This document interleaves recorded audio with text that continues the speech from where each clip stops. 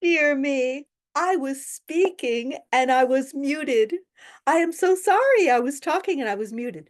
What I was asking is if people have any preference as to what topics we cover. For example, some people say, oh, I want to cover math. Oh, I want to cover legal. Any preferences? I thought everybody was just shy, but I actually had my microphone muted. I'm so sorry. Okay, if nobody has any preferences, let's just dive in. And what I do is I give you notes and sample questions. And at the end of the class, I edit the notes and sample questions that I put into the chat and email them to you. So could everybody please give me your email address right now? And I'll give you mine.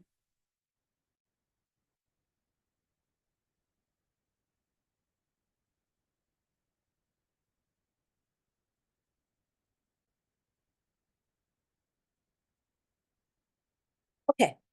While everybody is putting their email address into the chat, I'm going to get started on some questions.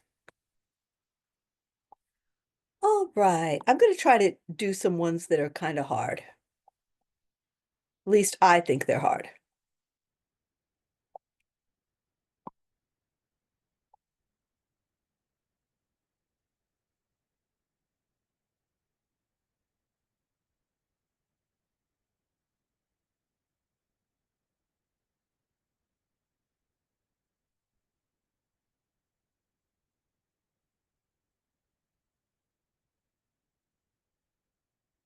When must a salesperson give agency disclosure form to a consumer? And here are your choices. At first substantive contact, before the transaction is finalized, before the seller makes a counteroffer, after the buyer has decided to buy the house. Thank you. Answer is A. Now, I'm going to give you a little bit of notes here. Department of State, who call themselves DOS, still think of first substantive contact as a face-to-face meeting. And that's because they wrote the test a long time ago. Before we had, FaceTime and Skype and instant messaging and so forth. So now the substantive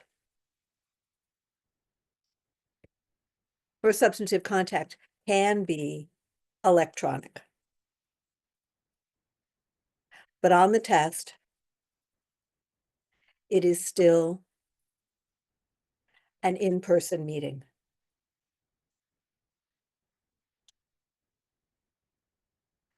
All right.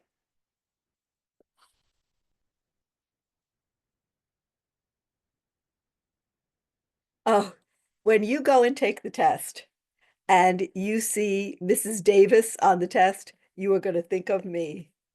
Mrs. Davis is on the state test. Okay. Mrs. Davis purchased a property and was granted the right to cross the adjacent the adjacent driveway to reach a beach. Mrs. Davis has been given. Does she have a variance, an encroachment, an easement in gross, or an easement appurtenant? What does Mrs. Davis have?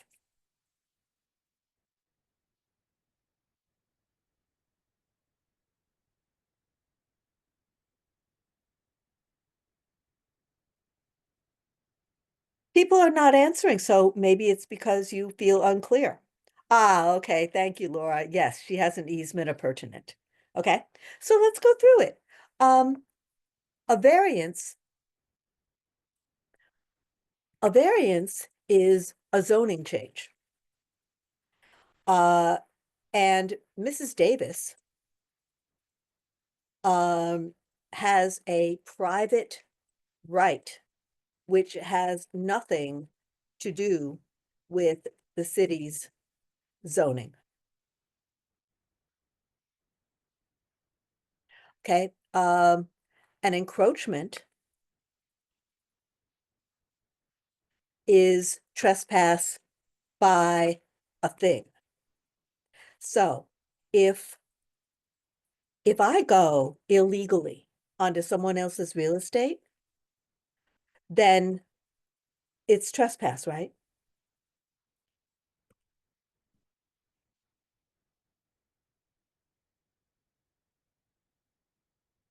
But if a car, a dog, a building, a tree, go onto someone else's real estate, hi, it is encroachment.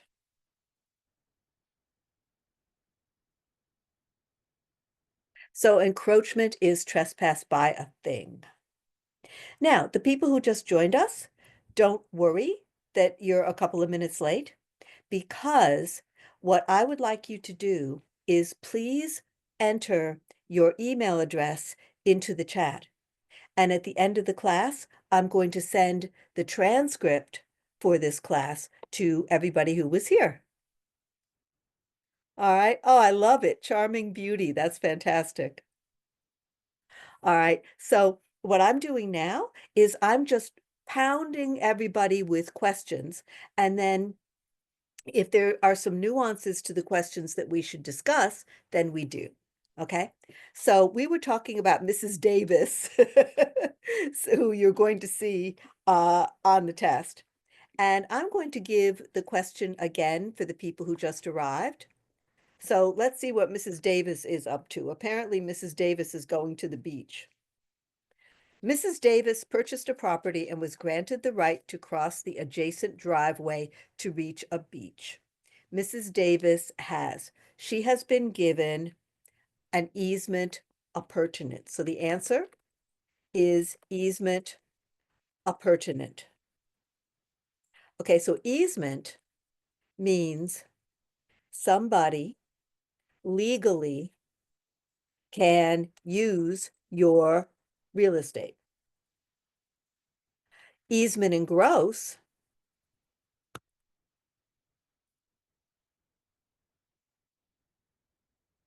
is for the government or the utility. Easement appurtenant is for private people. Okay? So Mrs. Davis is a private person. She's not Con Ed or Verizon or anybody, and she's definitely not the government. So Mrs. Davis has the right to cross somebody's driveway to get to the beach, so she has an easement appurtenant. All right, let's keep going. I'm trying to give you questions that most of my students have trouble with because, oh, do you work for Verizon? So she does have an easement in gross. So if She Ross, sure does. Hi. wants to come And over. excuse me, I still have my work clothes on, my steel toe boots, the whole 9 yards. Thank you. That's a first for me. That is a first of all my students. That is a first for me. That's fantastic. So if Rosalind wants to come over to my house, I have to let her in because she has an easement to come inside. That's great. Okay. Next one. Which of the following statements regarding liens is true? Excuse me, I'm teaching. I'm talking to my dog. My dog is encroaching on me.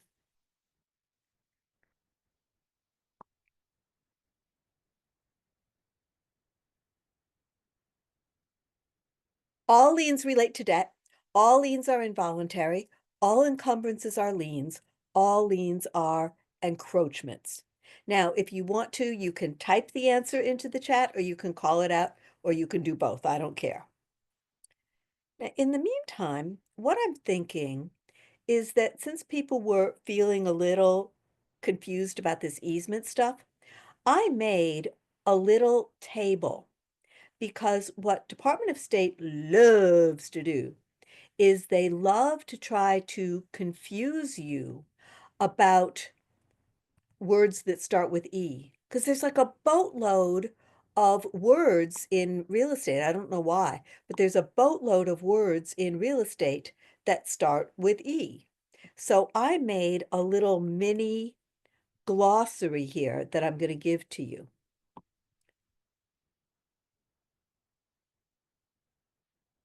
There we go. Let me pop it into Zoom. Okay, so the people who said A, all liens relate to debt, are absolutely right. Okay, so the answer is all liens relate to debt. Now, I think somebody answered encumbrances. Well, it's close. Okay, let me tell you why. A lien is an encumbrance, but not all encumbrances are liens. So let's talk about that, okay? An encumbrance is a legal or financial problem attached to real estate. So, a lien would definitely be a legal problem, right? But you could have other kinds of problems attached to the real estate. You could have lawsuits, you could have divorces, you could have tax problem, tax enforcement. I mean, there's all kinds of things that could be associated with the real estate that could be encumbrances, like problems, but are not liens. So the whole idea is this. I've never been to law school, but I heard that they teach you in law school that all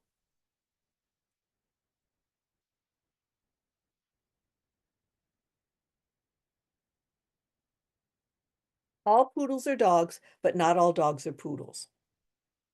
So all liens are encumbrances, but not all encumbrances are liens. Okay? So the correct answer to that question is A.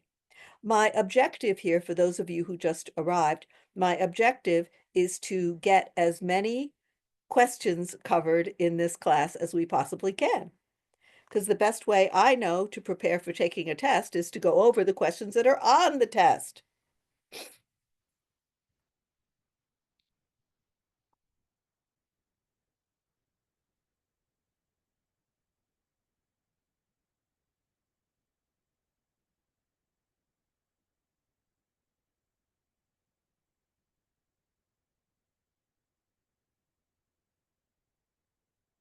Which deed gives the most protection to the buyer? Quitclaim, executors, full warranty, or bargain and sale?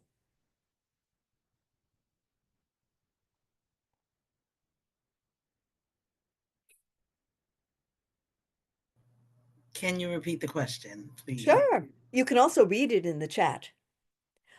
Which deed gives the most protection to the buyer? Quitclaim, executors, full warranty, or bargain and sale?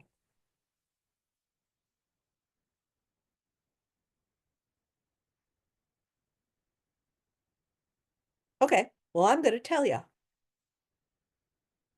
All right, thank you. The answer is C. Now, in the class, I usually call it a full covenant and warranty deed. But on the test, they don't want to give away the answer. So they just call it A warranty deed or full warranty.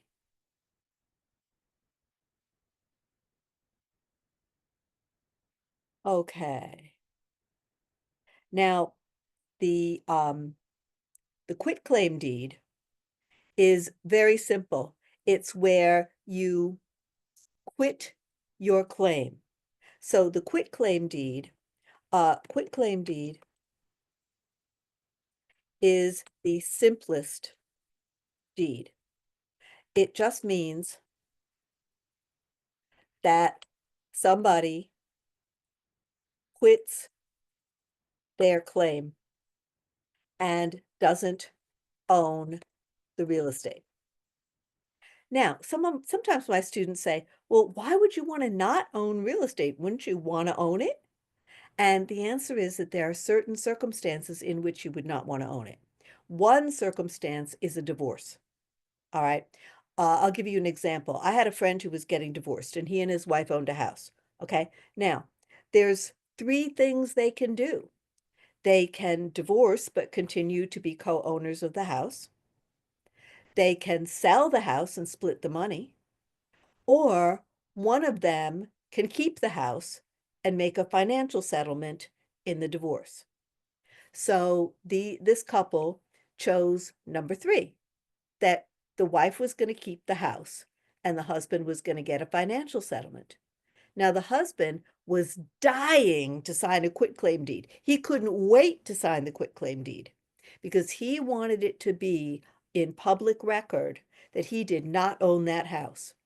Because if she missed a mortgage payment, he didn't want the bank coming after him. Or if a worker had an accident on the property, he didn't want somebody suing him. So after the divorce, he wanted nothing to do with the property. So he signed a quitclaim deed. So quitclaim deeds are used. Quitclaim deeds are usually used in divorces and title disputes. And a title dispute, well, title we know means ownership, right?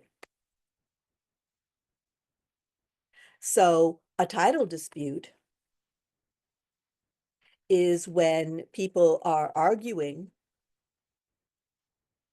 about ownership of the real estate. Uh, Uncertainty about ownership is called a cloud on title. And the reason they call it that is because it's kind of like it's cloudy, it's misty, you can't see what's going on, you can't really tell who the owner is. So uncertainty about ownership is called a cloud on title. And then uh, they speak about title as if it were a thunderstorm. A title dispute is a thunderstorm because everybody's yelling at each other and there's so much noise. So a suit to quiet title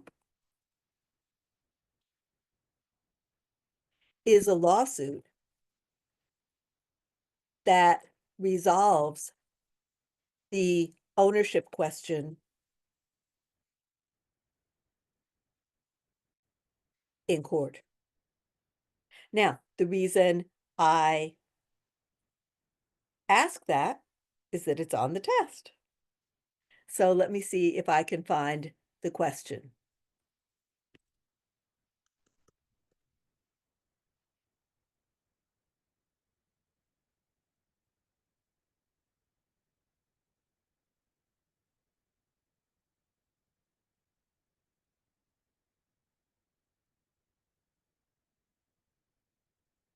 Which deed could resolve a suit to quiet title?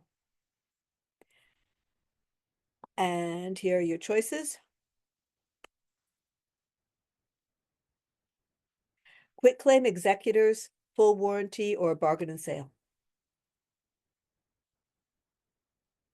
Thank you. Answer is A. Beautiful. All right. Now, I am assuming that people are studying for both the school test and the state test. So I'm going to give you questions, sample questions from both the school test and the state test.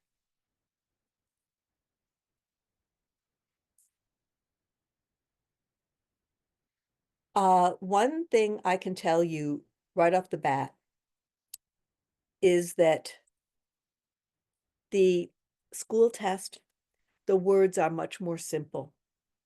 The state test is very verbose and they give you these long, long questions. Sometimes they tell you stories, sometimes they quote the law. So the questions on the state test are a lot longer than the questions on the school test. The questions on the school test, I would say, are more difficult than the questions on the state test. And it's not because we're trying to be mean at the school, it's because we have certain requirements from the state that we have to fulfill. And they read all of our tests and everything to make sure that we cover certain material. So I would say that the school test is a little harder than the state test. This is the school test now. The Plessy case, so this is a fair housing question, right? The Plessy case directly involved a constitutional issue, local housing laws, school districting, or voting rights. What's the answer?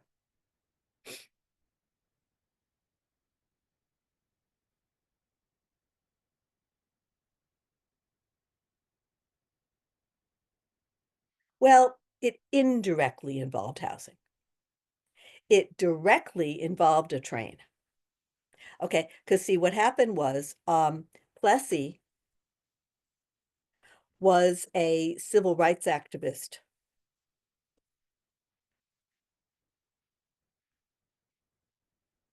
in the 1890s. And he staged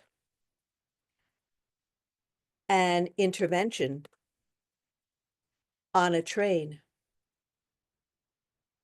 to test segregation laws in the South. And in other words, the racial segregation laws, he thought were unconstitutional, which later the Supreme Court agreed with.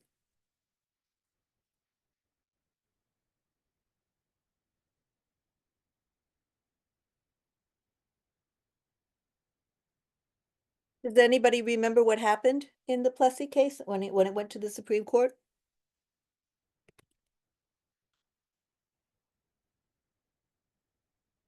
Well, unfortunately, Plessy lost. So in US Supreme Court,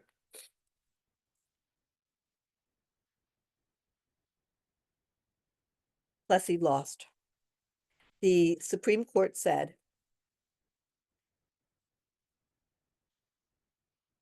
that um, segregated trains, schools, restaurants, housing, etc., did not violate the 14th Amendment, which guaranteed everybody equality under the law. They said it was okay to have separate facilities for the races as long as they were equal.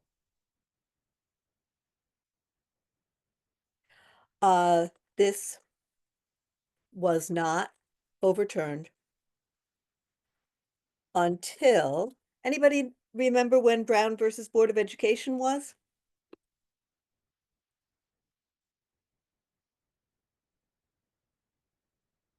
and that was in 1954. Yep. Yeah, Rosalind is right. She just has a typo in the century. But yeah, that's absolutely right. Okay.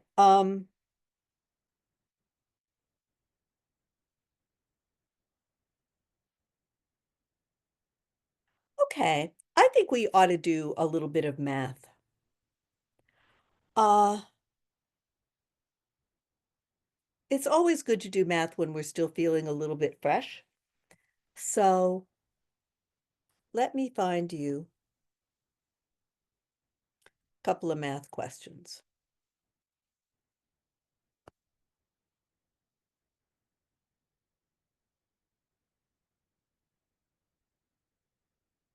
The last question, the answer was A.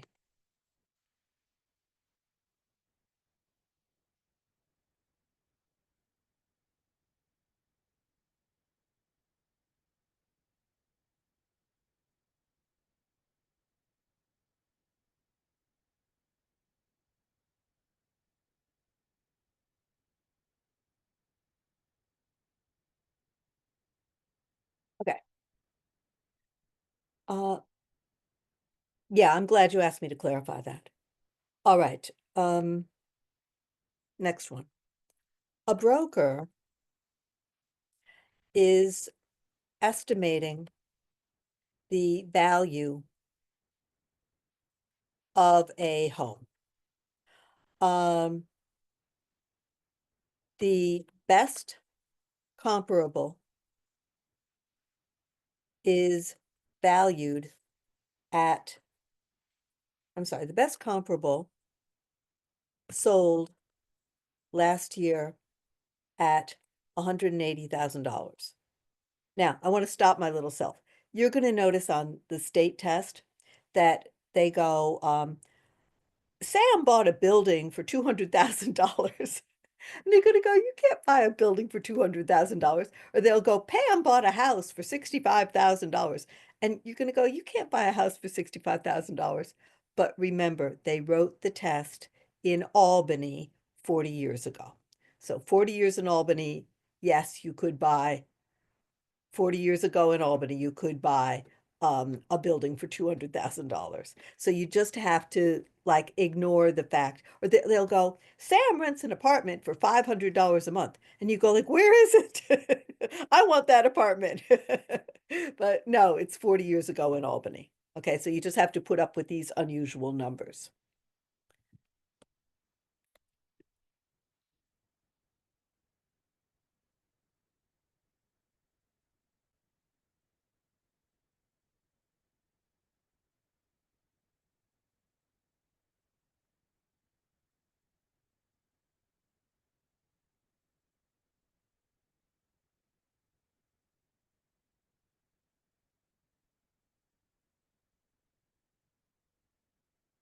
Okay, a broker is estimating the value of a home. The best comparable sold last year at $180,000. However, the broker thinks the market has appreciated 6% in the last year. How should the broker adjust the value of the comp? Okay, well, this is pretty easy because you can say $180,000 and you can say times 106% equals, where's my calculator? Sorry, I have to grab my calculator.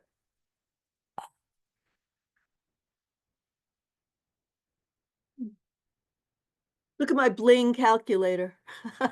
Isn't that cool? All right. Um,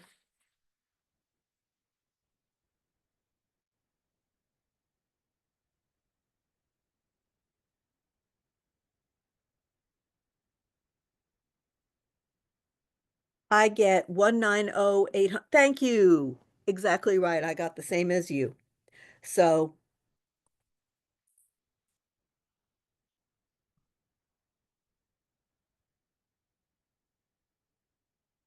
okay. Now, another way you could do it is you could say, another way is to say 180,000 times 1.06, and you'll get the same answer because 1.06 is the same as 106%. Does that make sense?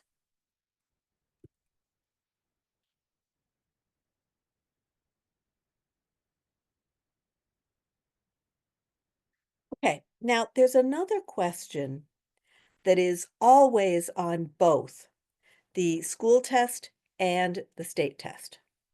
So let me see if I can find it.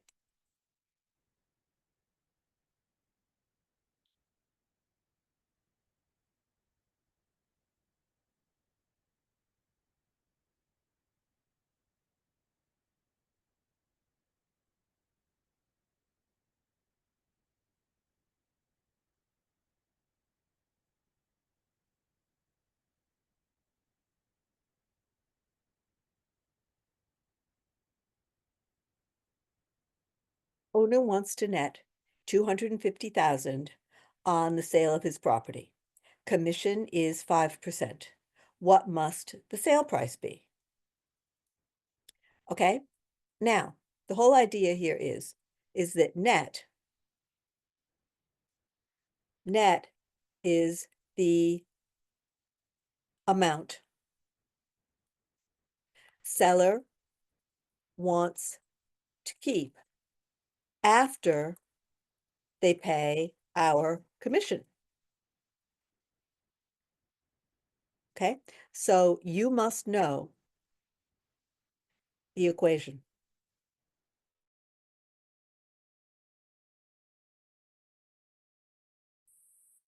Divided by percent to seller equals sale price.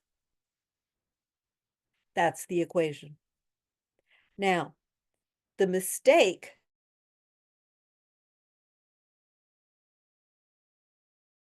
that people make is multiply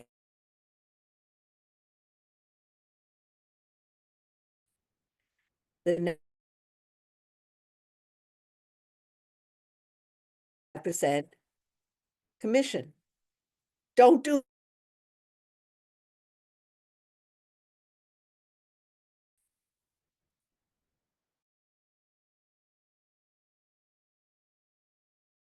based on the sale price, not the net price. And if you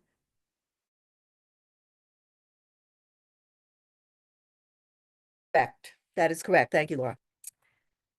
If you base the commission on the net price, you're going to make less money than if you base it on the sale price. So do not multiply the net price by the 5% commission. Here's how we do it properly, okay? Here's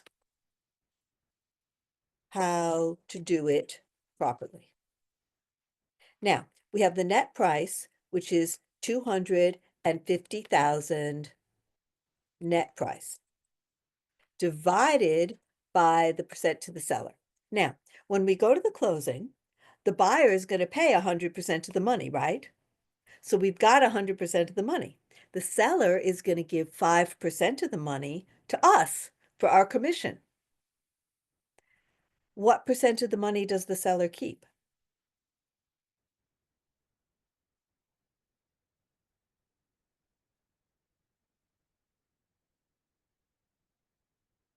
Thank you. He's got 100% of the money. He gives away 5%. Now he's keeping 95%. So the answer is 95%.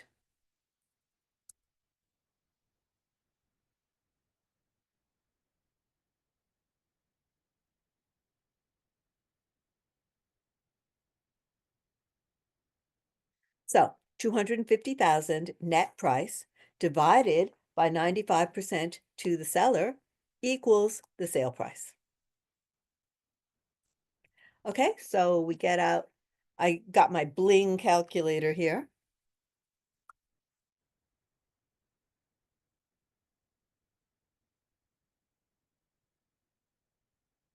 and I get,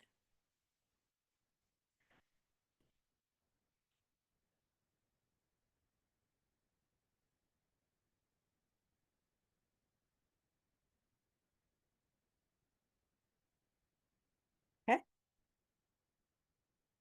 all right. Uh, Something I want to mention. This particular calculator has a lot of sentimental value to me because it was given to me by my first broker that I worked for. Now, this calculator, I mean, it's cute and everything, but it is a very rudimentary, basic calculator. I mean, the only thing it can do is multiplication, division, percentages, and square roots, and that's it. Okay. Now, what you don't want to do is you don't want to go in with a calculator like this. Okay. This is a rocket ship. This calculator can do cosines, tangents, future value, um, exponents.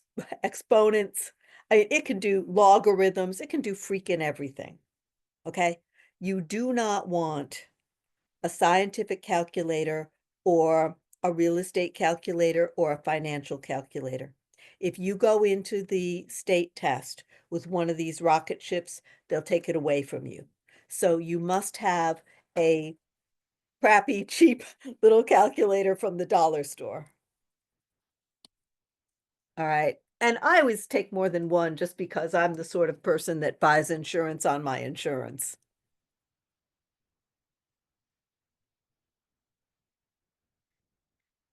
All right.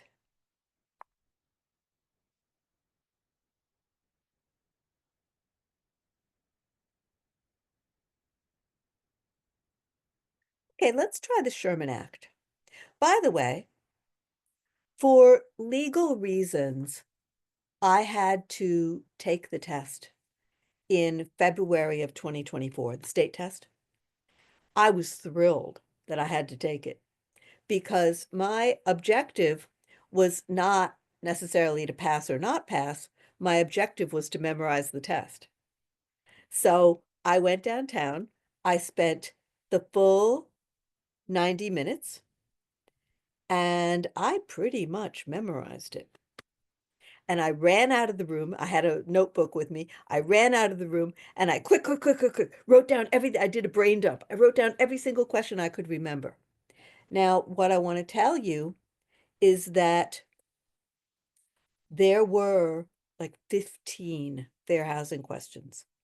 They love fair housing. So we should probably do some fair housing questions as well. If agents from competing firms discuss their commission rates, what part of Sherman Act is violated?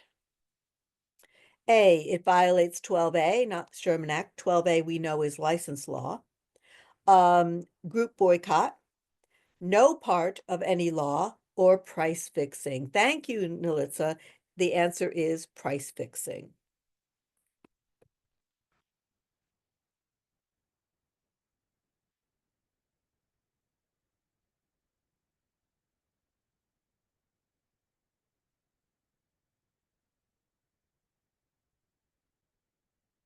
Okay, let's do some fair housing questions. Now remember, if anybody has requests, let me know and I'll do any topic that you prefer. But in the meantime, I'm just trying to throw as many questions at you as I possibly can in the limited time that we have.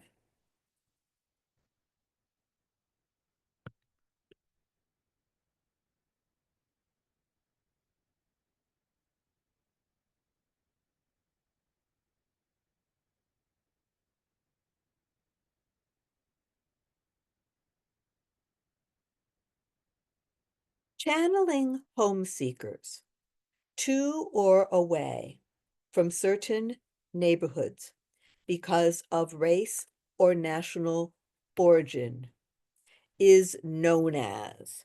Now, I want to stop my little self. They have this odd mannerism on the state test that I don't really understand. Oh, yes, don't worry. The reason I told everybody to give me your email address is so that I can send you the notes and the questions tonight after class. Okay? So don't worry. I I have appointed myself class secretary. So what I meant was on the test, if I want to go through the ones that I know easily and don't have to go jog my memory or like math, I would save till the end. Is that possible? The math is usually on the last page of the test. Test is given on paper. So the Oh, math is usually on the last page of the test. oh, So good. Okay. I was surprised Well, because I you're can answer different. anything in any order. Correct. Good. I like that. But you are different because most people try to do the math first, Okay. even though it's on the last page. Yeah, got you. Yep, I would wait till the end. Okay. Yeah, like a very good strategy is to go through and answer the easy questions, and then they give you a piece of scrap paper, and you can just write down the numbers of the questions that you wanted to really think about. Like, oh, really wanted to think about question 35, and then you can come back to question 35 and give it some time. And that's the school test and the state test? The school test, I think, is administered on the computer. So I think you have to do the um, questions and answers consecutively. You can't double back. Okay. But I'm not so sure because I've never seen the school test. I mean, that's one deficiency with me is I just write the tests. And I write the courses. I never see the finished product. How many questions on the state test? I believe there are 77, and you get an hour and a half, which is ample time for most people.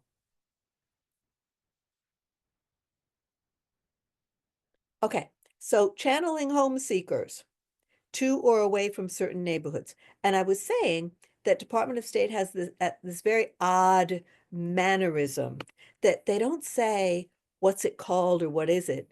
They say, what's it known as? So you just have to prepare for that they're always going to say, what's it known as?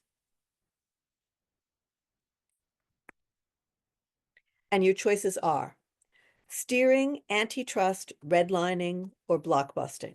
What's the answer?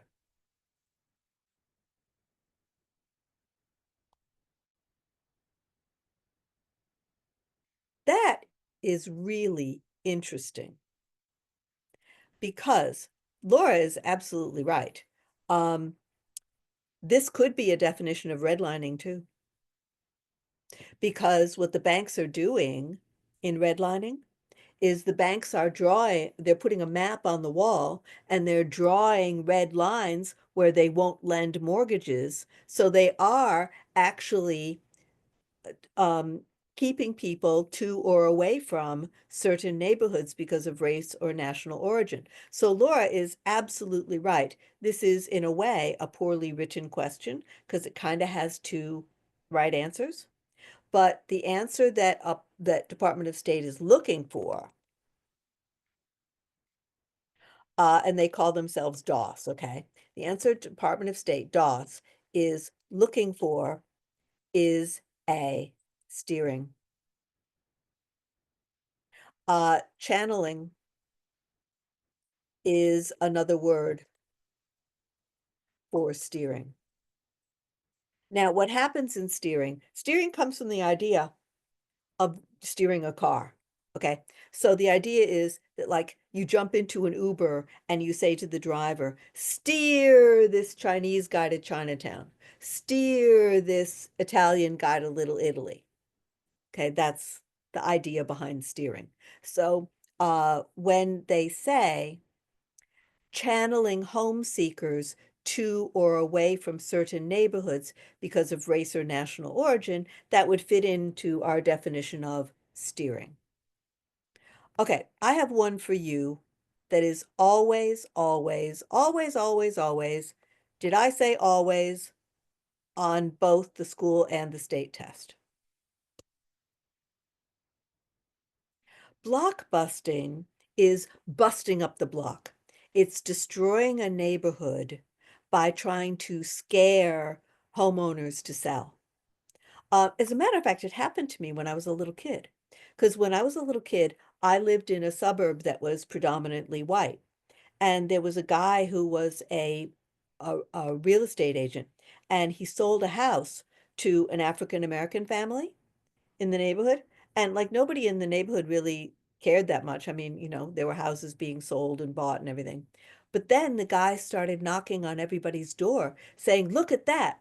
The neighborhood is changing now, and you should sell your house before the property values go down." Well, interestingly, my parents got together with a bunch of other parents in the neighborhood, and they actually complained about this guy to Department of State because he was blockbusting. He was trying to destroy the neighborhood by scaring people to sell for race reasons. And so my parents and the other parents in the area, I mean, I was a little kid, I was like 12 maybe, but they complained to Department of State, and the guy, I don't know if he lost his license, but I know for sure he got disciplined by Department of State. Okay, next one. This is the one that's always on the test. Familial status and persons with disabilities became protected classes under which law? All right, I'm going to give you choices, but you should know this like right off the bat because it's always on the test.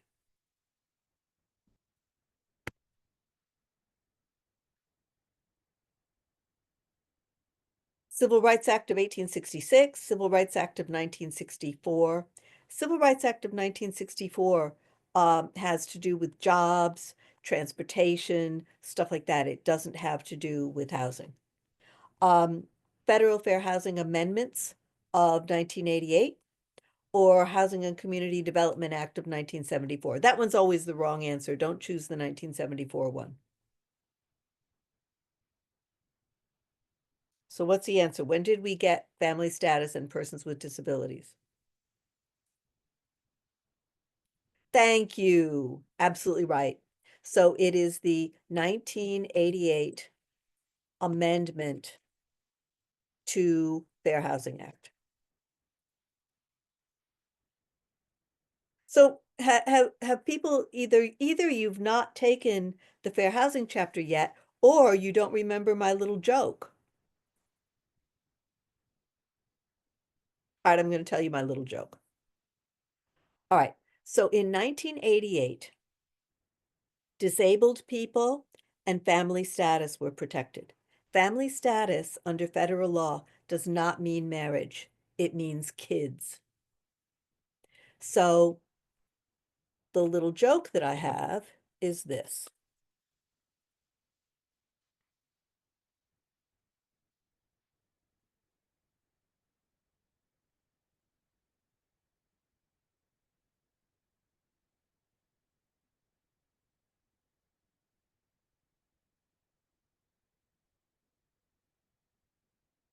Disabled people, wheelchairs. Little kids, strollers. 1988 looks like wheels. So if you can remember the wheelchairs and the strollers, you got 1988. And it is always on the test. It's also on the school test.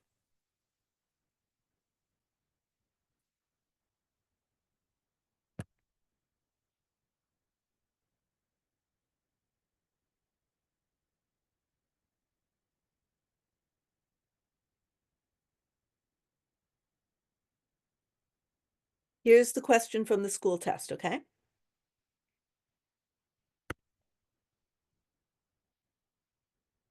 Oh, okay, don't worry. See, you can tell I'm the easygoing teacher.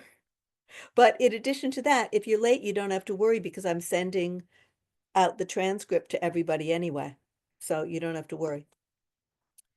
Which two groups were protected in 1988? That is the question on the school test. And I will give you choices.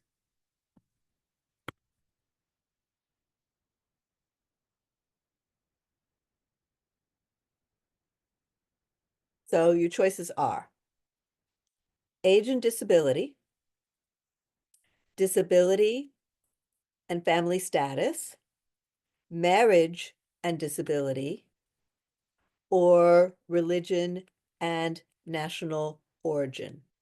What's the answer?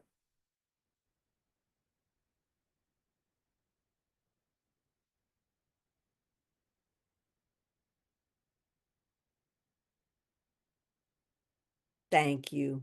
Answer is B.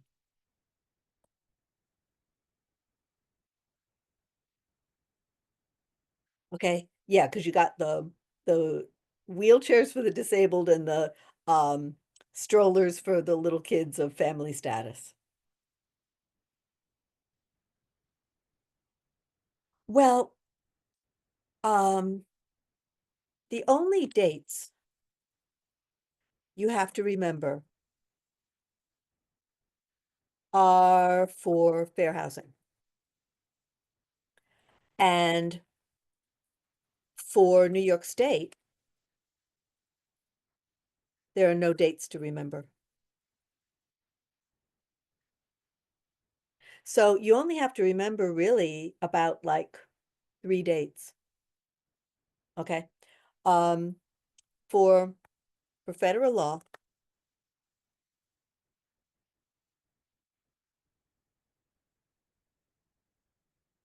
you have to remember 1866 Civil Rights Act. Um, because it was the first fair housing law and it has no exceptions or exemptions or anything, no exceptions ever. You have to know 1968 Fair Housing Act. Uh, especially because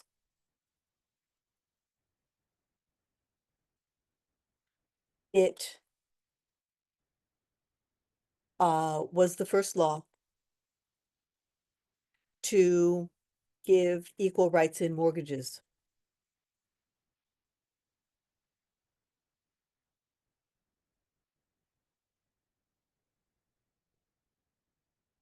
Okay, so Fair Housing Act in 1968 covered religion and national origin.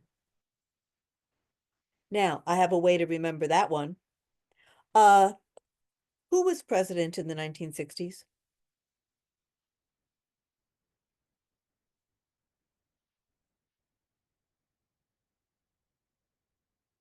Well, you must know a little history. Who was president in the 1960s? Nixon, that's right. Who else? We had 4 presidents in the 1960s.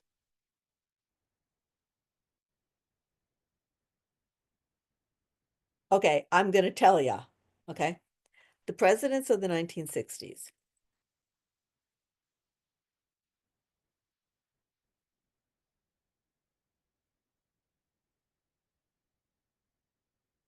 Eisenhower, but he was only president for like about 2 weeks, right? Because he was the outgoing president and we had the 1960 election. I'm sorry. So the 1960 election, he was president for the year of 1960, and then in 1961 on January 20th, then Kennedy took the oath of office. So they were Eisenhower, Kennedy, Johnson, and Nixon. Now, the most famous president of the 60s was definitely Kennedy, right? Kennedy was the only uh, Irish Catholic president we ever had until Biden.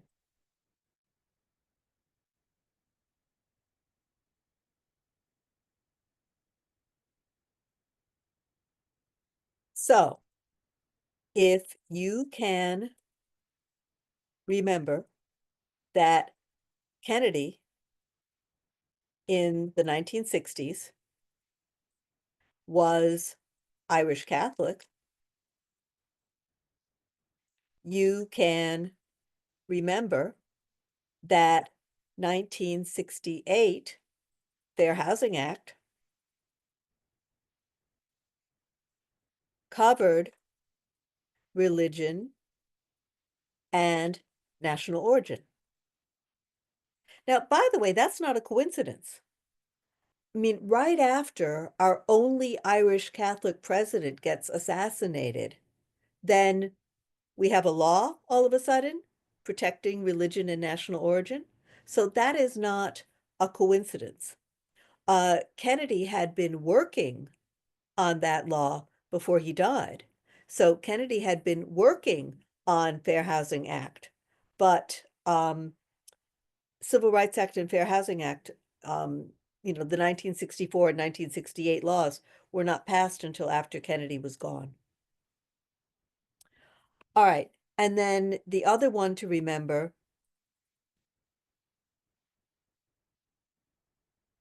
is 1988 with with the wheels. And that is the 1988 amendment to Fair Housing Act. Now, they'll talk about other laws and other dates, but like, remember how I said the one from 1974, it's always wrong, so don't choose it. Or they'll talk about 1890 Sherman Act, which has nothing to do with fair housing. So please remember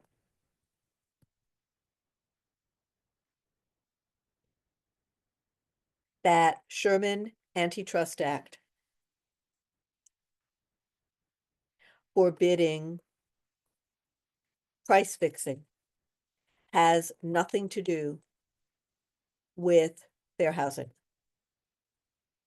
Because what happens is they'll ask you a question and they have three choices: steering, blockbusting, redlining, and they need a fourth one. So they usually put in price fixing or they put in antitrust.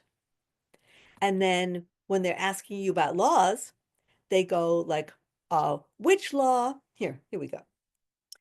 Which was the first law to provide equality in mortgages? That's a state test, okay? And then they'll give you choices, and they'll go Civil Rights Act, and they'll go Fair Housing Act, and they'll go Americans with Disabilities Act,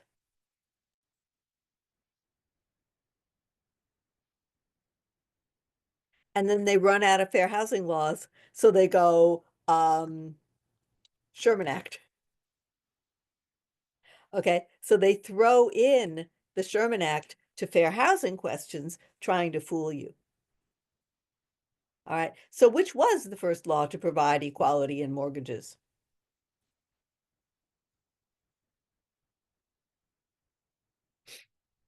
Thank you. Fair Housing Act is correct.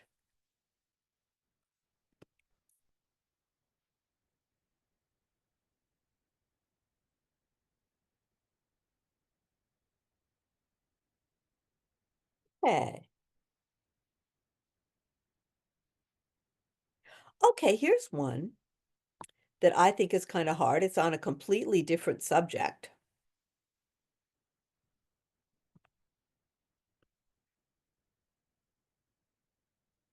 Which insurance policy would ensure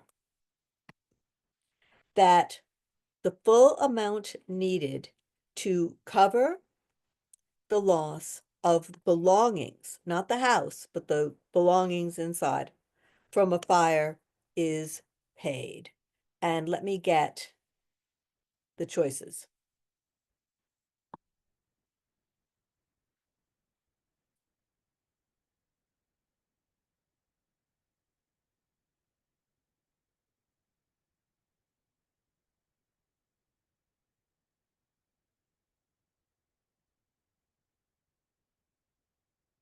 It's not going, it's not going. I keep hitting enter.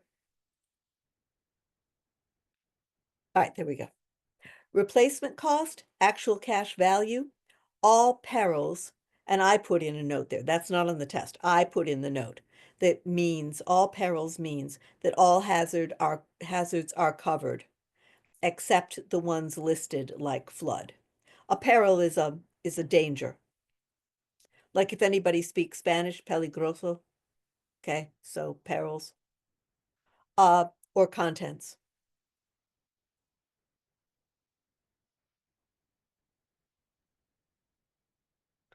Now, I would have guessed D also, except that they said the full amount. And full amount is replacement cost. Okay? So yeah. So full amount.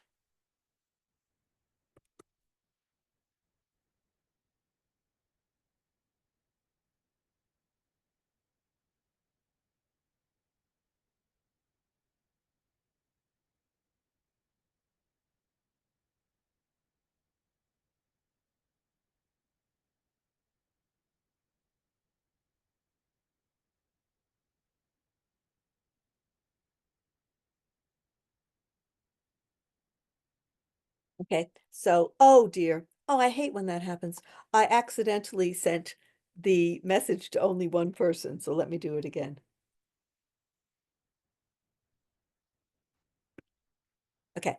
The full amount is replacement cost as opposed to actual cash value. Property insurance covers the building and the stuff inside.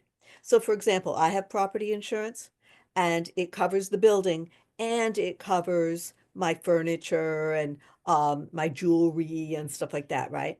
And like last year, I bought a whole bunch of new computers, and so I had to increase my property insurance to cover the value, the increased value of those computers. All right. Now, do people understand the difference between replacement cost and actual cash value? Or do you want me to talk about it?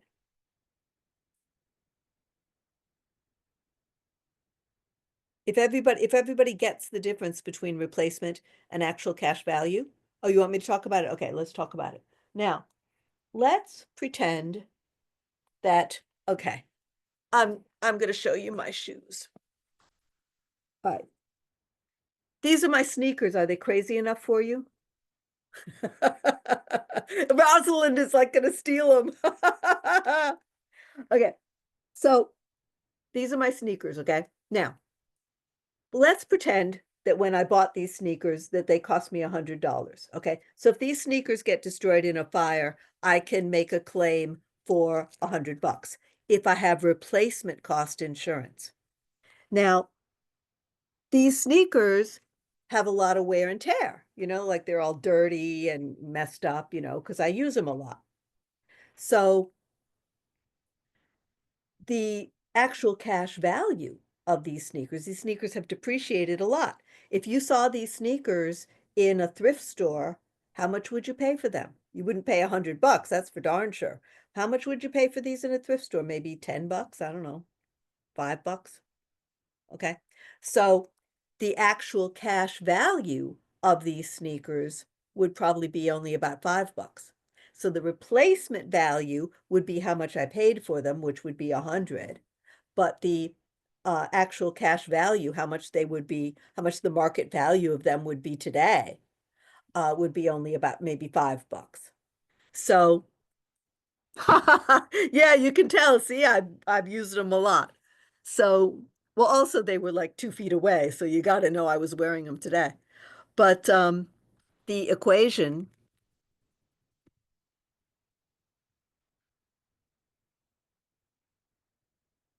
for actual cash value is replacement value minus depreciation, like how much wear and tear there is on the sneakers, equals actual cash value. Actual cash value is usually, oh, I was kind of proud of myself that I used my sneakers so much. Uh, it was really cold today, right? Would you believe I actually took my dog bike riding? Because my dog has a little safety device that lets her run along with the bike. And I don't want her to get out of shape during the winter. So even though it's cold, I took her out today and she loved it. She ran.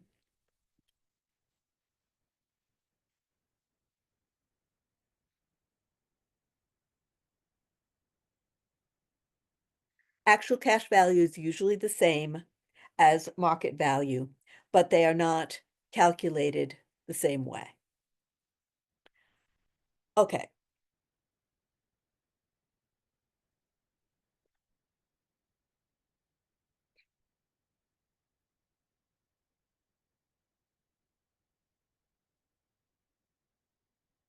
okay. Here's a good one for you.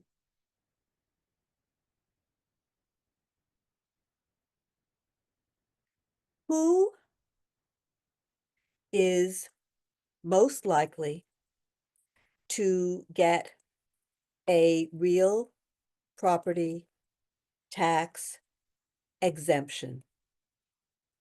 And here are your choices. Farmers, veterans, second homeowners, or homeowners age 65 and older.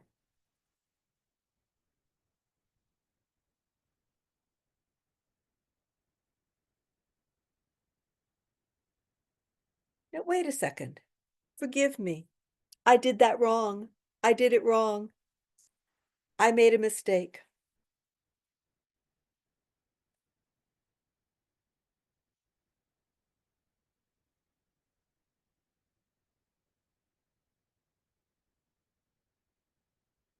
The question is, who is least likely?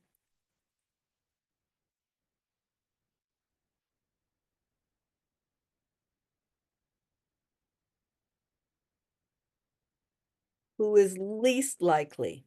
Who is least likely to get a property tax exemption? Okay, but the choices are the same. The farmers, the veterans, the second homeowners, or the homeowners 65. What's the answer? Thank you. Answer is C. Answer is C. Now, the reason I got it wrong is because they give tax exemptions to farmers, veterans, and people over 65. So there would be three right answers. That doesn't make any sense. But second homeowners never get a tax exemption because think about it this way. Do you remember back in the 2008 election, somebody asked John McCain how many houses he owned, and he didn't know. He had like 7 houses, and like he couldn't remember if he had 7 houses or 8 houses. And like he was all flustered because he didn't know how many houses he owned. And he goes, oh, my wife takes care of that stuff. And like it was sort of it wasn't really well received politically because everybody, like Republicans and Democrats, everybody's going like, what kind of a problem to have that you like can't even remember how many houses you have because you're that rich.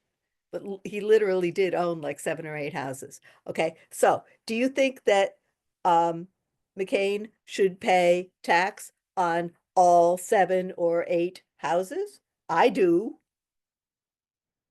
So if you own more than one house, you still have to pay tax on it. Yeah, exactly. So uh, let me type this into the chat for you. Um, Real property tax exemptions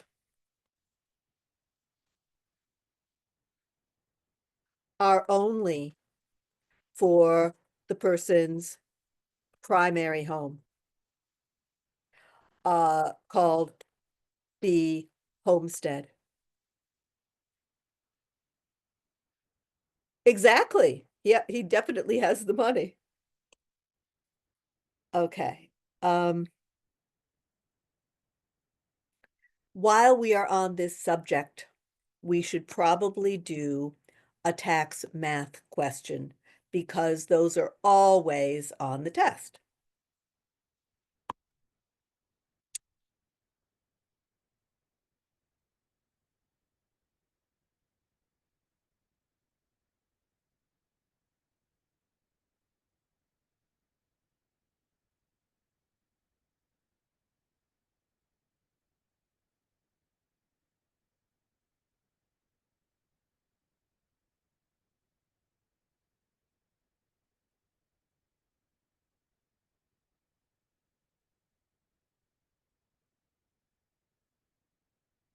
Okay, here it is.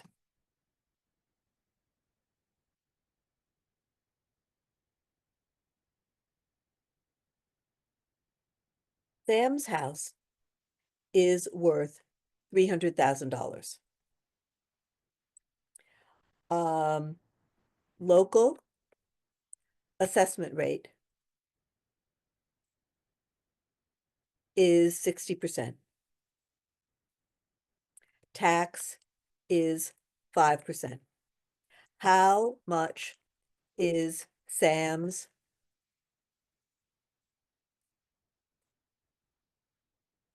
annual real property tax this year? Okay. Well, the equation is third grade math, so we don't really have to worry about that. It's 300,000, which is the market value. So we take the market value times the assessment rate times the tax rate equals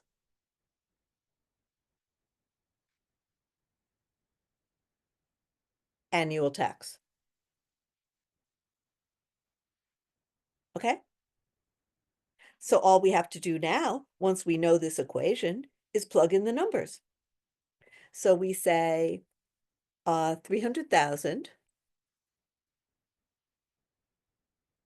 market value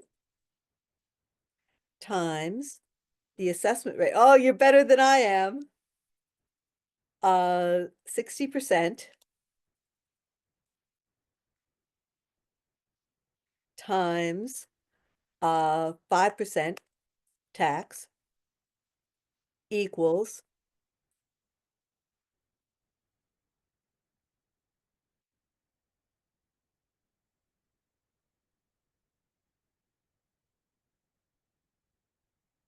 absolutely right, $9,000.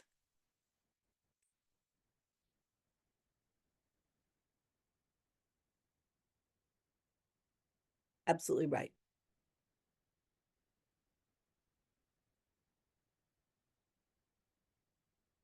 Do you know, this is the first time I looked at the time. Does anybody happen to know how long this class is supposed to go? Does anybody know what time this class? Does this class end at 7 or 7:30? I don't even know. Till 7? Okay. Forgive me, but I always go overtime. I always go, oh, 7:30? I always go overtime. And the reason, good. The reason I go overtime is because I think it is unethical for teachers to be watching the clock. I think teachers should be engaged in the class and not like watching the clock and daydreaming about when do I get to leave. You know what I'm saying? So I never look at the clock during the class. So I tend to always go overtime. So let's keep going and we'll keep going until people start getting tired and hungry. All right, so let's go a little bit longer. And if you have to leave, you don't have to worry because I'm sending you the transcript. So everybody who gave me your email address in the chat will receive a transcript of tonight's class. All right, and I'm going to clean it up because like, sometimes people wrote the answers and stuff. I'm going to clean it up and like take out the answers and stuff like that. Okay, let's do some more from the school test. Oh, this is a question. It is from the school test, but it's a question that is on both the school test and the state test. The right to deviate from existing zoning rules due to special hardship results from, and I'm going to give you choices.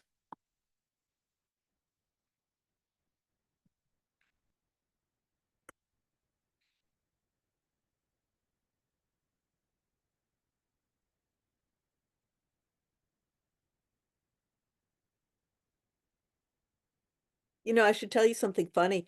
I'm a student right now because I am getting my license in Florida. And the more that I am a student, I don't know, sometimes I get really critical of teachers, and you probably do too. And when I take a class, it teaches me how to be a better teacher because I see things that I don't like if I'm a student. Okay, adverse possession, restrictive covenant, spot zoning, or variance. The right to deviate from zoning because of a special hardship. What's that? Adverse possession, restrictive covenant, spot zoning, or variance.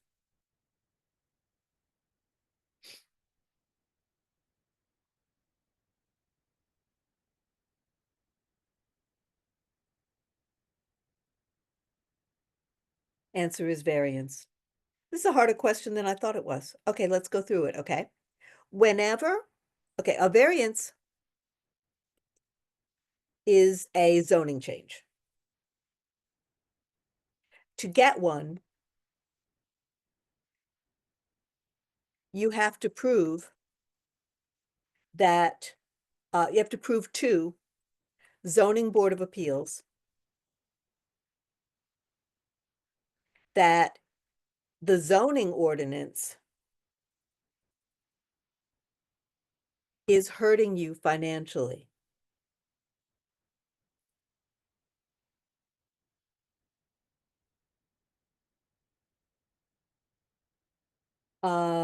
In other words, it is causing you hardship. Okay, so whenever you see the word hardship,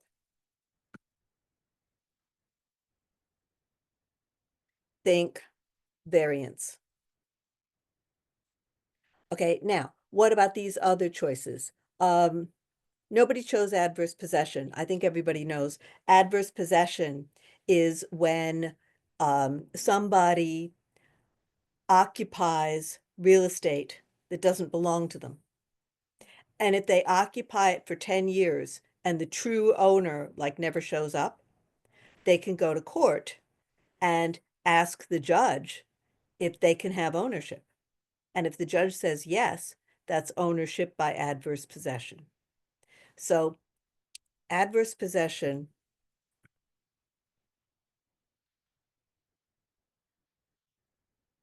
is when a squatter lives on a property for 10 years and the true owner never removes them.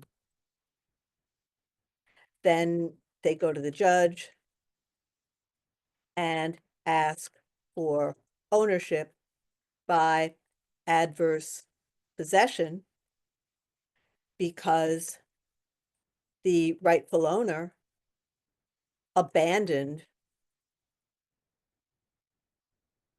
the real estate. Okay, now the next choice was we had, let's see, we had the variance, and then the next choice was the restrictive covenant. A covenant is a written promise. A restrictive covenant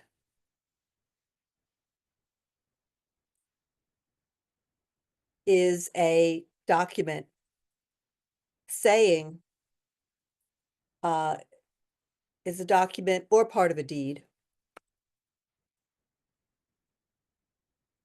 saying what can and cannot be done with the real estate. So, examples of restrictive covenants are like you could have a restrictive covenant that an apartment is not allowed to be used for a business, or that you're not allowed to have dogs, or something like that. Those would be restrictive covenants. Uh, it has nothing to do with zoning.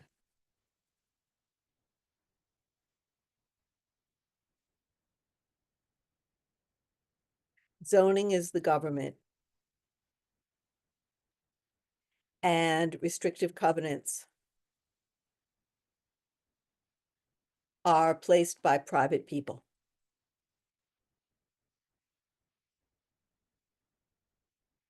And then, let's see, spot zoning. Spot zoning is illegal. So every time, and they love it on the test as a wrong answer. Both the school test and the state test, they love it as a wrong answer. So whenever you see spot zoning, I want you to think illegal. Okay? So spot zoning,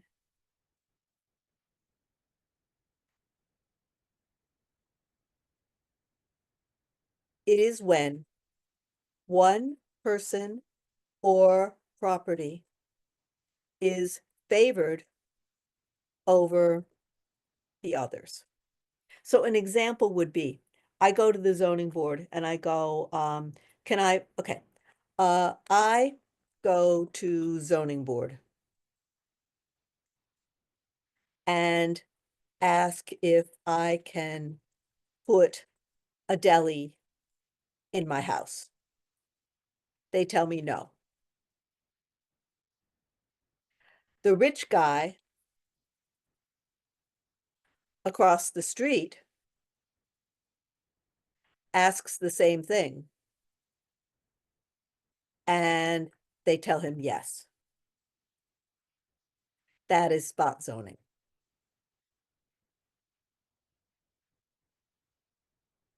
Okay. All right, let's do some more school ones.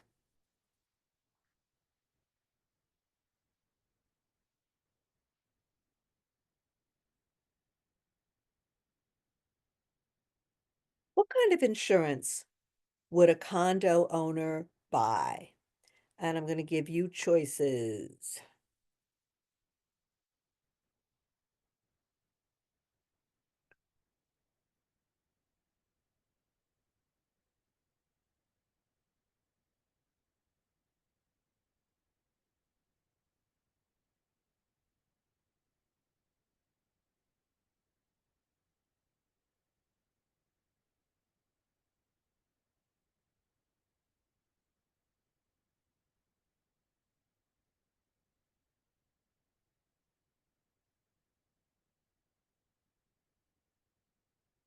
HO1, HO3, HO4, HO6. What kind of insurance would a condo owner buy? Hi, sweetie.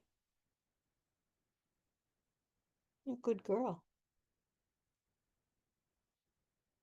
Thank you. Absolutely right. Absolutely right. HO6 is condo insurance. HO4 is for renters or co-ops. Now, here is a really, really weird question that is on the state test. I don't know why, but it is on the state test.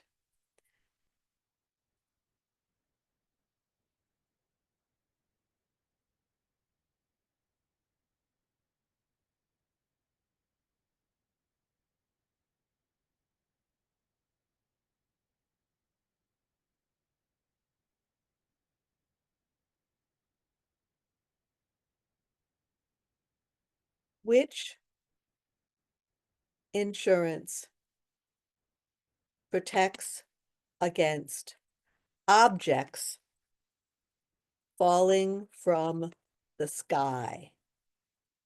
How freaking weird is that?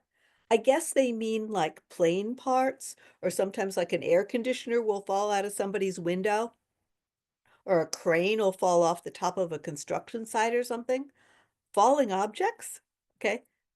The answer is HO1. Go figure. I don't know why. Just is. Okay.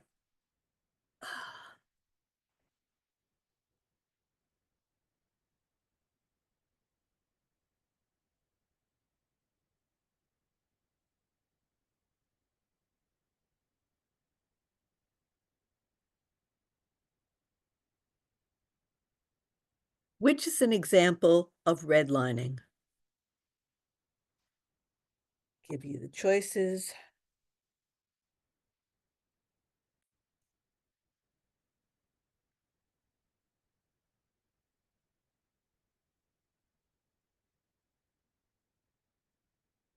When I say SP, I mean salesperson. Sometimes I abbreviate.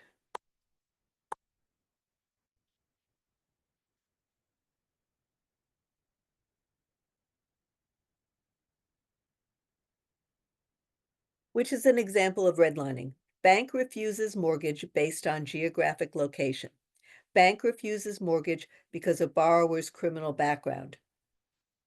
Salesperson convinces owners to sell because of discrimination. Or Department of State declares cease and desist zone. Absolutely right. Answer is A. Yes.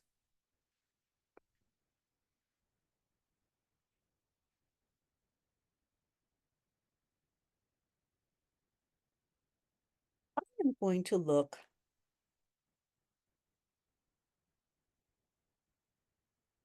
I'm going to look for some more math questions. Now, sometimes you get math questions. This is the state test, and they don't have any actual numbers in them. They're just asking you about an equation. Oh, you can tell I'm teaching a night class because my light goes on in the back. Um, all the artwork back there, other people did, but I did the one with the light on it. And it comes on in the evening. Over how many years is commercial investment property depreciable on a straight line basis? And I'm going to give you choices.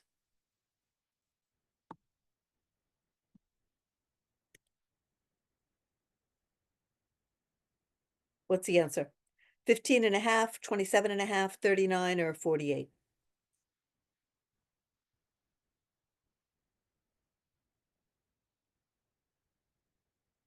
Well, I don't like this question, and you will frequently hear me say that I do not like many of the questions written by Department of State because the answer they are looking for is indeed 39. The answer they want is 39 years. My objection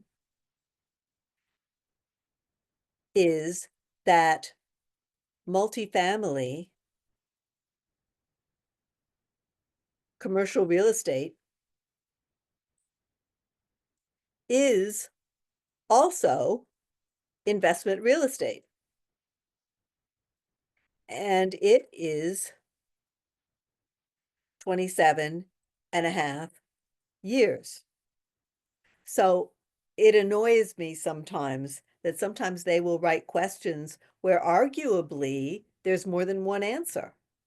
And so I think B could be correct also. But the answer they want is C. So they don't care what I think. I'm sorry, why? Oh, why do they want C? Um, in my opinion, it appears they are making a distinction between residential, um, between properties that people live in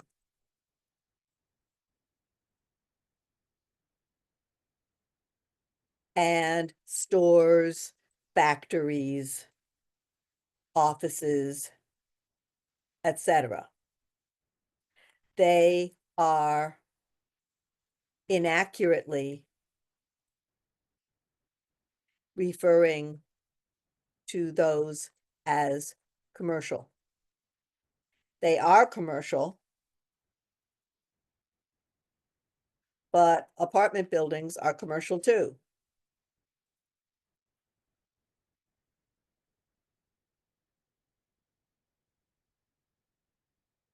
Yeah. It's our government tax dollars at work. I don't know what else to tell you. Yeah, it is interesting. Now, the IRS has a different perception than we do in real estate. In real estate, in real estate,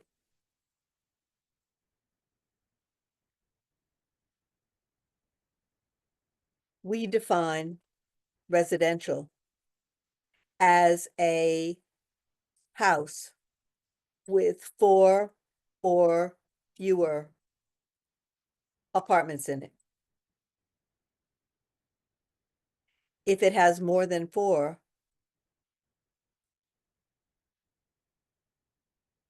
it's multifamily commercial. However, the IRS just figures if people live in it, it's residential.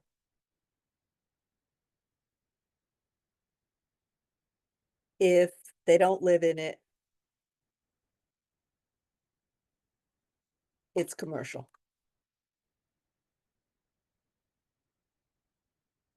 Okay, so it's kind of a nomenclature thing. Okay, all right, got it. Uh, I want to stop my little self, because there's something I sometimes forget to do, which is that students are always asking us if there is a textbook for this course. There is. You are not required to buy it. Like that's one of the things that I like about RELNY is they don't make you spend money if you don't want to. But oh, how do you like that? Wow, thank you, Rosalind. Rosalind has my book. Yeah, this is the textbook for the course. And so it has in it, you can see it's kind of thick. So it has in it all the content of the course that you took, like every single thing, but it also has more stuff. So it has enhanced material in it.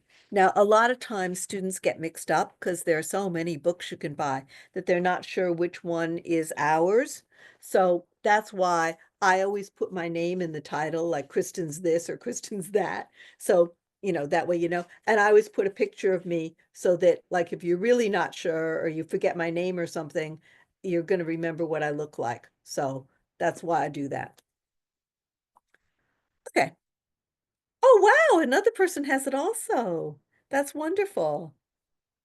I never find out about these things. It's sort of like I always joke with the people at RELNY and I say that I always feel like I'm throwing everything into the Grand Canyon. Because like, I write a course and I throw it into the Grand Canyon. I write a book, I throw it into the Grand Canyon, and I never see it again. I never get any feedback, never hear about it again. The same as what's emailed to you, the course book. Um, okay. All right, that's a couple of different questions, so let me answer it. Now, is it the same as what is emailed to you? I think you mean the transcript. Okay, so uh, the book contains all the material that is in the course transcript, but it has a lot of bonus material as well. Can you hear me? Yes. I mean, because I emailed someone for a course book online, PDF. Is that the same as the actual book? That's what I'm talking about. Someone emailed me like the coursework in a PDF form because it says in the Okay, the ebook. Yes, yes, yes, it's the okay, same. the same thing. Okay, I just want to make sure. Yeah, I just didn't understand for a minute. Sorry. Okay, uh, condos are Condos are freehold and co-ops are leasehold. Okay, let me write that in. Condos are real property, so they are freehold. And co-ops are personal property, so they are leasehold. Does everybody understand that, or would you like me to talk about it?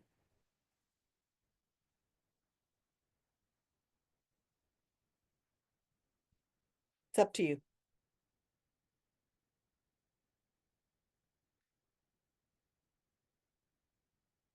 Okay. A condo is exactly like a house, except it's inside a building. Like a house is in a neighborhood and a condo's in a building. Okay, so a condo is exactly like a house, except it is in a building instead of a neighborhood. A co-op is totally different. If you want to live in a co-op, you buy shares in the corporation that owns the building. When you buy shares, you become a part owner of the corporation.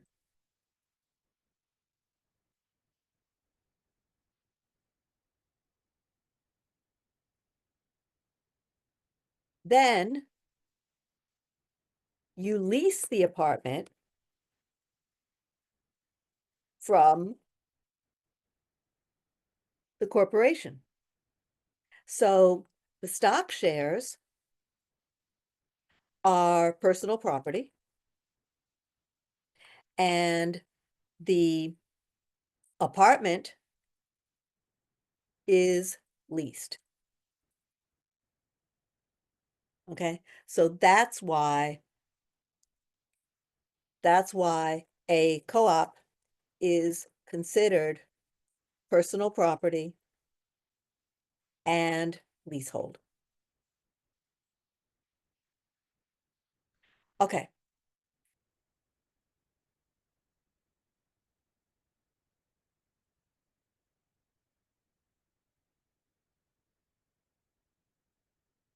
I'm going to ask a commercial question here. Which phrase is used when describing property in a tax deferred exchange? Now, what we mean by tax deferred is it's not free, it's not tax free, it's just that you pay the tax is delayed, you pay the tax later. So which phrase is used when describing the property exchanged in a tax deferred exchange? And here are your choices. Owner occupied, shared equity, tax exempt, or like kind. Thank you. Answer is like kind. Absolutely right. Does everybody know why this is, or do you want me to talk about it?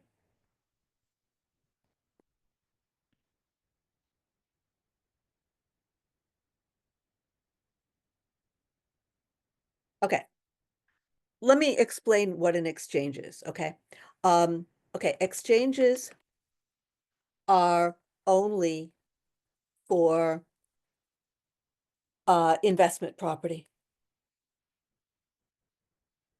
They are not for your home because you get other tax advantages from your home. Okay, so let's say I sell a building and make a capital gains profit. I have to pay income tax. Income tax on that capital gains. But that doesn't seem fair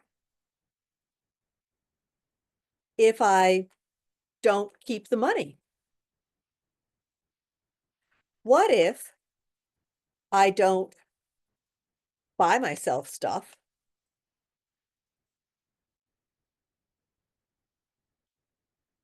but instead I put the money back into the real estate market? So I buy another building and put the money back into the economy.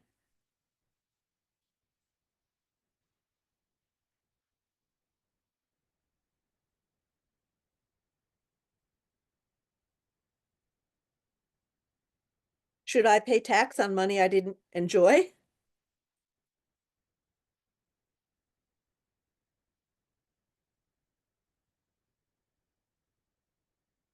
No.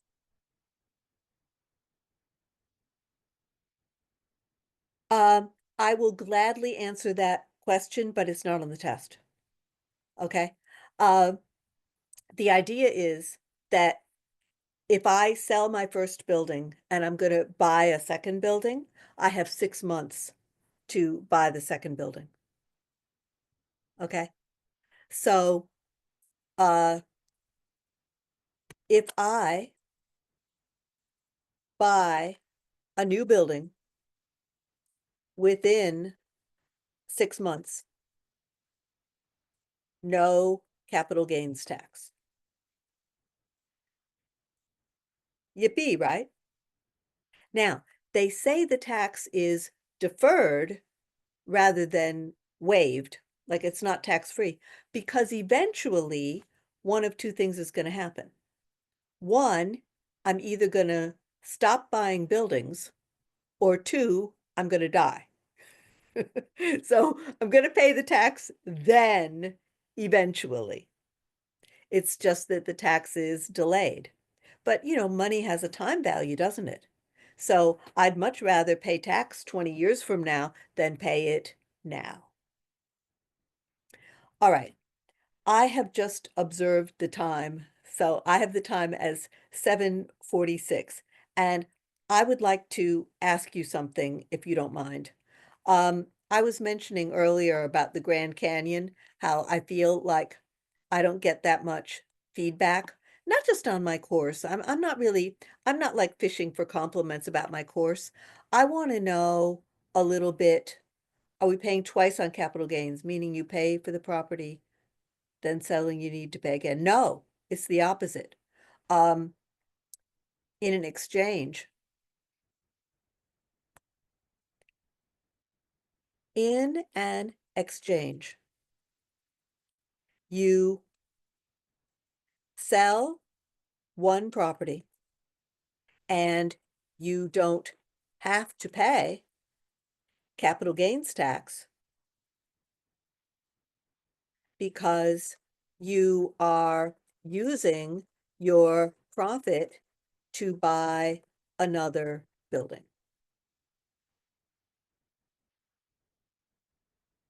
But the property, oh, we are talking about income tax, not real property tax. Yeah. Yeah, I suppose I didn't specify that well enough. Okay, so what I wanted to ask is, I'm an employee of RELNY. I'm not really an employee. They hire me to write courses. Okay, so I write courses for RELNY, and I have written for a lot of schools and universities, and I've taught at a lot of schools and universities, and this is definitely the best school I have ever worked for. So I went online and gave them like a 5-star review. But I wanted to ask you if maybe you could do it too. This is the link at Facebook because I can only review them once, and I think they're really good. So if you could review them, that would be really great. And what I want to know, just for my own interest, is if you could you like a couple of people like unmute yourself and tell me like what you think is good and bad about the school? Like, is there anything that I could be doing better, or are there things that you like that I should keep doing or do more of? Or like, I just want some feedback because I'm sending stuff out into the Grand Canyon and I never hear back.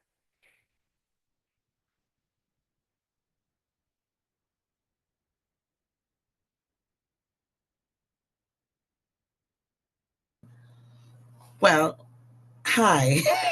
Hi. So the book for me, having the book was like really important because I guess I grew up in a time we all learn differently. And I grew up in a time where like we wrote everything, right? But like today they are able to use a computer somehow and retain information. Me, that doesn't work. So the book was really good to have. So I have like notes on the margins and, you know, I have one place to keep things, you know? Mhm. That was important. So that was good to have. And I also got from one of the realty companies that I guess is looking to hire people. They sent me an email with like a study guide from you. Oh, And so that was nice. So like there's all these parts that like I can print and have in my hand as opposed to just looking at a screen and seeing it or hearing it. Cuz like the course is like, you know, play the video and answer the question just to like a get out of jail so kind of thing. But like to have the book and the study guide is like, okay, we went from this huge book to this smaller section and then I make my index cards and stuff from oh, that. wow. So like I'm like Wow. going down to I guess narrowing the information so that Mhm. it's it's tangible for me that way. So Wow. yeah, but I've taken it took me forever to get through, you know, because it's so much information and like I want to know this stuff and then to have to explain it all, but like to meet with you is a whole nother vibe, so to speak, because like you're it, you know? So But I'm the same in person as I am on the recordings. right, but I had not gotten all of the extra stuff until recently. Mhm. Like I just had the basic package. Mhm. So I was clicking on the videos and writing my little notes in the book at the same time. Mhm. So that was good, you know? So when I look back through it, I can say, oh, yeah, that'll jog my memory. And your jokes were good. And some of those references you make were really good too because they'll stick with me. But like I don't have anyone to like necessarily talk about this stuff with on a regular basis. Yeah. So to go take a test is like, well, my understanding is this or what I grew up hearing maybe my parents talk about or family or whatever. But if I haven't really been involved, you know, then it's a stretch. But the appurtenance and the easement, I live that, right? So that I know, but there's a lot and all the house parts and oh my goodness, it's a lot. But Yeah. yes, here we are. I want to look into like another state now. This is like very interesting. But I get nervous when tests are coming, so have to figure that out, you know? But like I said, downsizing the information into my little cards and stuff. Yeah. So Well, I the hope that book was kind of helpful. follows. I'm just responding to what Nalitza said here about like she's doing the same as you, Rosalind, which is following the book and highlighting and taking notes. And so the book really corresponds to the course, right? You can follow along with it.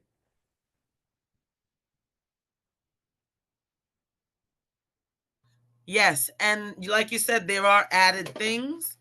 So I'm saying I did notice that the course itself, like in the book, you'll have section 62, but because things were added, it's like it the number goes off a little bit towards the end somehow because you added stuff in the book, so it throws it off number wise Yeah. on the.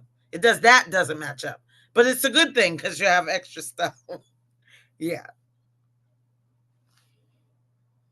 Mhm. Uh, the feedback that I get, what feedback I do get, which isn't a lot, is people tell me that they really like the customer support at RELNY. Yeah, What Deb do is a people think about that? gem. Everybody's like responsive. And then I got a discount. They were considerate and understanding of the fact that I'm a single mother, raising a teenage boy, and paying tuition, and you know everything. So yeah, because this is like my second go round with the course. First time I was like, I don't have time, to me, myself, and another friend were gonna do it together, right? We were like, not necessarily racing each other, but come on, let's do this. Yeah. She was like, Roz, I'm on chapter 3. Chapter 3, I think, is the worst. I think that once you get over that hump, you're in striking distance. And then the Yeah, chapter math is 3 is a another hard little one. trip along the way, but yeah. Mhm. So Uh, do people like the way the course is divided up into little segments?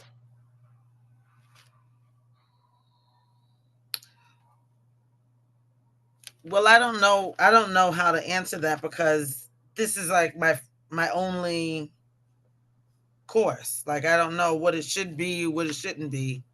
But the fact that it's all, I mean, to me it's the like it should be that way. I don't know any other way. Oh, okay. See, I guess what I'm referring to is that, like, I thought to myself, if I'm taking a class, I can't necessarily commit an hour to sit down and do one whole chapter. Maybe I only have 10 minutes, but I have 10 minutes I could work. So I divided the class up into like little segments so that if you're, well, in my case, my dog, I was going to say if your kid is asking, but if my dog is saying, can I go out? Can I go out? I can look at the screen and say, oh, I can go out in 4 minutes and 36 seconds Okay. till the end of this segment. So I designed the course to Oh, be that way that you could, stop okay. I and have go, to think stop and about go. that because yeah. I mean, I was like doing really well on those courses, but then when I look back to like chapter 1 and 2, I'm like, oh my goodness, there was so much back then. But we had a year, right? So I like took the year. I would advise people not to take so long if they Yeah. can avoid it. Well, what do other people think besides Rosalind? What do other people think? I know I don't see Well, anybody, but Rosalind I and I are see like, like we're talking here, the but number what do other 12 people think? there. I know I'm not on Zoom much. I'm outside splicing the cables so you could be on Zoom. There you go. I wish you would come and fix my cables That's for funny. me. It would be nice to still have access to the videos after your time expires. Okay, Oh, yeah, I'll that's tell the true. school. Yeah, I'll tell the school. What do people think of the ERM, the exam readiness meter? Mine is at 87 and I'm like, what does that Woohoo! mean? That's great. I thought it was supposed to be 100. I got to be ready for the exam. You're a perfectionist. What is that? Is that like that's a grade? That's like my The grade. exam readiness meter, I think RELNY invented it. I don't know. I've never seen it at any other school. And what it is they have this algorithm so that they record all your, like when you take the lecture tests and the chapter tests and stuff, they Hmm. record your answers and they record how many you got right and got wrong. And as you progress through the course, it estimates what grade you are likely to get on the school test. Oh, And we have found uh, through a few years of experience, we have found that the exam readiness meter, ERM, is extremely accurate. Like if you are shut getting an up. 87, if you're Sorry. getting an 87, then you are likely on the school test, maybe you'll get somewhere between like an 85 and a 90 or something. Oh, well, you know why is you're not far enough through the course yet. Like you have to get Oh, pretty and far. that went up slow. It increased Yeah. really slow. I was like nervous, like I'm not ready for the exam. Yeah. Especially when I got to the midpoint. I was like, maybe here I should be Yeah, that was interesting. Well, if anybody feels they're not doing well in the course, I have already given you my email address, but you're going to have it again because I'm going to send you the transcript tonight. So if anybody is having any challenges in the course, write back to me and tell me what's going on, and I'll see what I can do to be of assistance. Thank you. Yeah, Well, I'm but going Saturday for my exam, oh, okay. For your but state? I'm Or no, the school. no to school.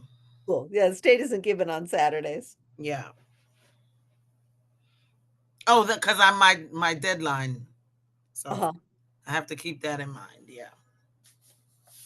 And then I have 2 years, I'm told, to take the state from there, but I don't want to take 2 years. If I do this now, like I think I want to take it next month or next week, whatever. Get it all The out the way. state is pass fail. They don't give Okay. you a score. The school gives you a score, but Oh, I think the school gives you a score, don't they? I don't even know.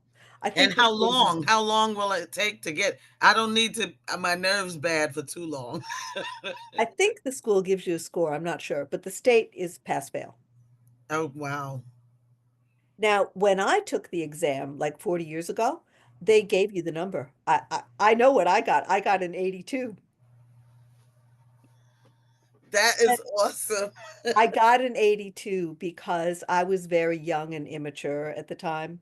Well, that's And what I for some reason I was saying to myself: if an 18-year-old can pass this exam, yeah, then I have to be I able to was pass young this and exam. immature and I had a very bad attitude.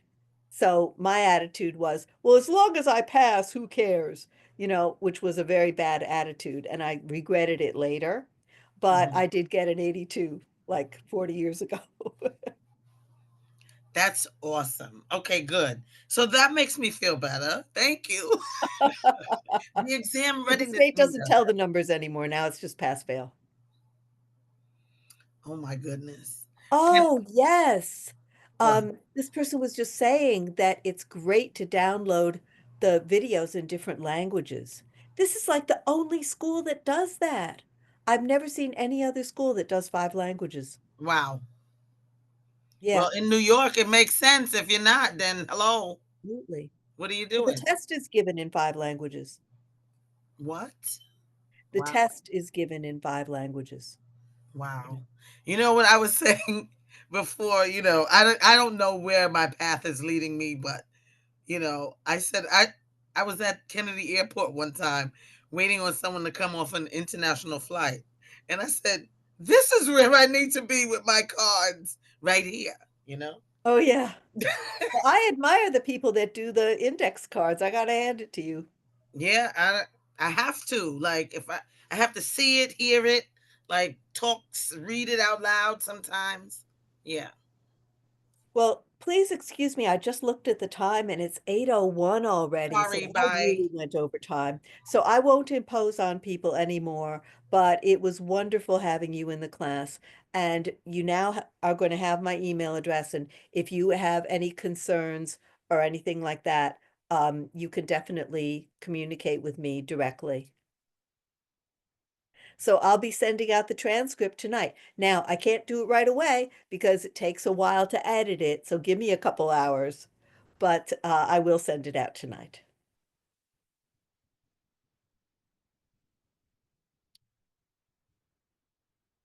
All right. Thank You you. want to say goodnight to my dog? Here's my dog. There's my Boney Maroney. You can see she's taking a nap. She Good had her bike night. ride today. She had her bike ride today, so she's taking a nap. That's Boney Maroney. Phony Maroney. I love it. Yeah. Take care. Okay. Thank you Good so Take night, much. care. Bye, everyone. Christine. Okay. Good night.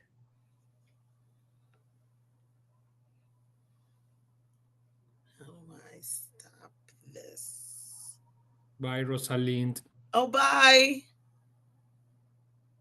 Is it off? Where is leave? Oh, down here.